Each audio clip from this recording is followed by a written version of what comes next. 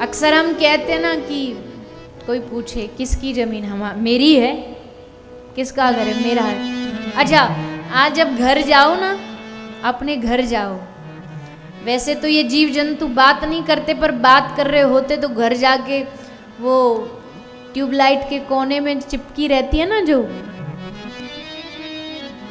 छिपकली, उससे जाके पूछना ये घर किसका है। तो बोलती नहीं, पर अगर बोलती होती ना, बड़े तन के बोलती मेरा है। फिर कहीं रसोई के कोने में छुपा कोई कॉकरोच जो उससे पूछते भैया ये घर किसका, तो वो भी तन के बोलता मेरा है। चूहा से पूछो वो कहेगा मेरा है, और इंसान से पूछो वो भी कहता है मेरा है।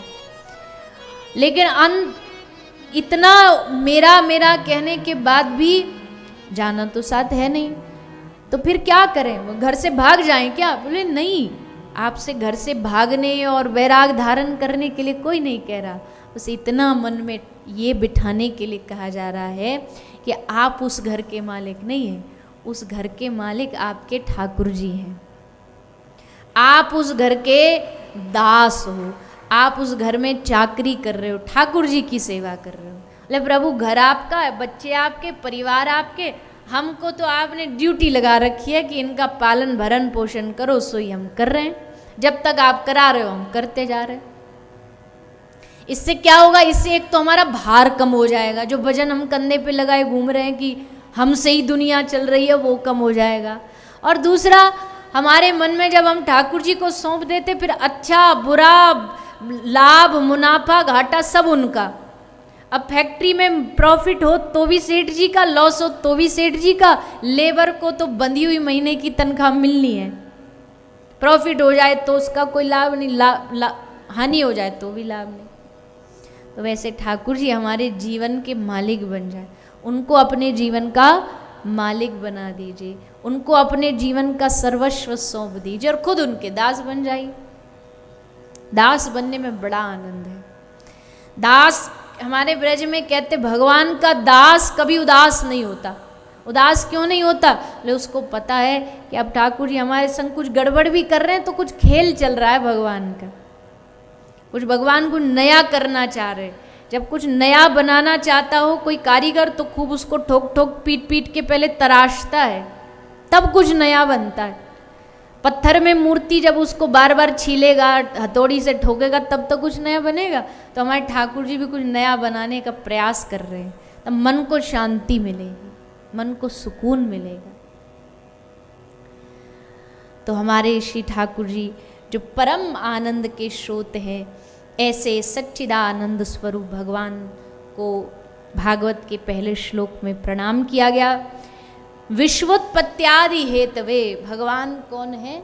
विश्व के उत्पत्ति, विश्व को बनाने वाले, विश्व का पालन करने वाले और विश्व का संहार करने वाले भी भगवान ही हैं। भगवान ये दुनिया को खेल के जैसे रचाते हैं, जब उनका मन करता है इसका निर्माण किया, खेले और उसके बाद इसका अपने आप में ही विलय कर लिया। ये भगवान की अपनी लीला है। तापत्रय विनाशाय, अब ये बड़ी काम की पंक्ति है।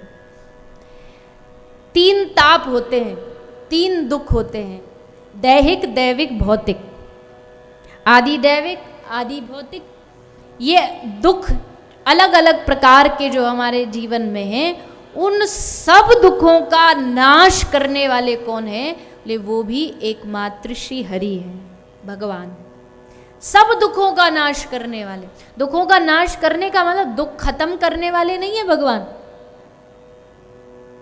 ये बात जरूर समझ लेना, क्योंकि अगर केवल भगवान दुख खत्म करने वाले ये बात मन में बैठ गई ना, तो जब दुख आएंगे तभी भगवान के पास जाओगे। दुखों के समय में ही जाकर के लंबी लंबी मंदिरों में लाइन लगाओगे, सुख आते ही हाँ हाँ हाँ अब तो भगवान की आवश्यकता नहीं, फिर दुख आएंगे तब भगवान की याद आएगी। भगवान कोई मशीन थोड़ी है कि दुखों से छुटकारा पाना तो भगवान के पास पहुंच गए, काम खत्म, निकल गए। प्रेम करने वाला, उसके लिए सुख दुख कोई मायने नहीं रखता। भगवान क्या करते हैं? भगवान की भक्ति हमें दुख को सहने की शक्ति दे देती है। बस संसार वाले में और भगवान के भक्त में इतना ही फर्क है। संसार वाले के पास इतना सा दुख आ जाए तो उसे उतना लगेगा, और भगवान का जो भक्त होगा उतना दुख आ जाए उसको इतना लगेगा। भक्ति यही करती है। भक्ति हमारे हृदय में दुखों से पार उतरने की क्षमता दे देती है, दुखों से लड़ने की क्षमता दे देती है। तो तापत्रय विनाशाय, तीनों तापों को नाश करने वाले हैं श्री कृष्णाय वयम नुमः।